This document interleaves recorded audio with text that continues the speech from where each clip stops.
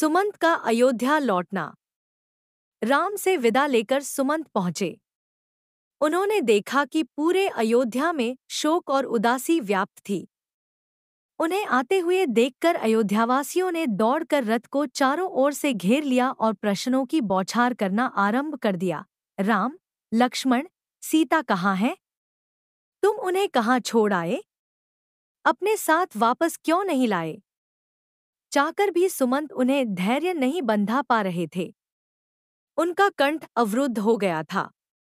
उनके नेत्रों से अश्रुधारा प्रवाहित होने लगी।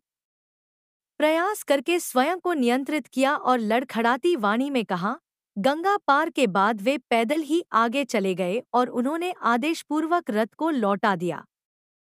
सुमंत के मर्मवेधी वचन सुनकर नगरवासी बिलखबिलक कर विलाप करने लगे। देखते देखते सारा बाजार और सभी दुकानें बंद हो गईं।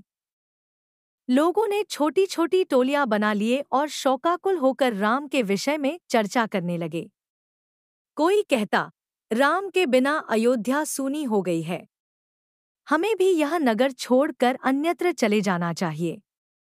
कोई कहता, राम हमसे पिता की भांति स्नेह करते थे। उनके चले जाने से हम लोग अनाथ हो गए हैं। अन्य कोई कहता, यह राज्य अब उजड़ गया है। यहाँ रहने का अब कोई अर्थ नहीं है।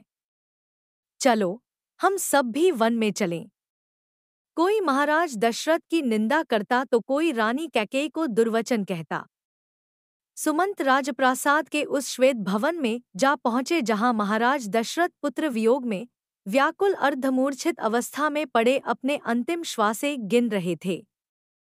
आशा की कोई धूमिल किरण कभी कभी चमक उठती थी और उन्हें लगता था कि संभव है सुमंत अनुन्य विनय करके राम को लौटा लाएं।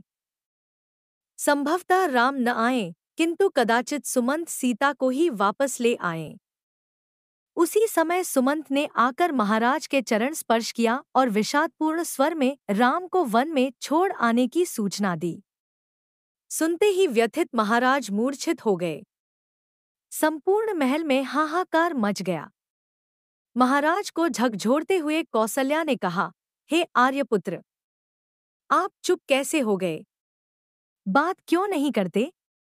अब तो कैकेयी से की हुई आपकी प्रतिज्ञा पूरी हो चुकी है, फिर आप दुखी क्यों हैं? महाराज की मूर्छा भंग होने पर वे राम, सीता और लक्ष्मण का स्मरण करके विलाप करने लगे। उन्हें धैर्य बंधाते हुए सुमंत ने हाथ जोड़कर कहा, कृपा निधान। राम ने आपको प्रणाम करके कहा है कि हम सब सकुशल हैं।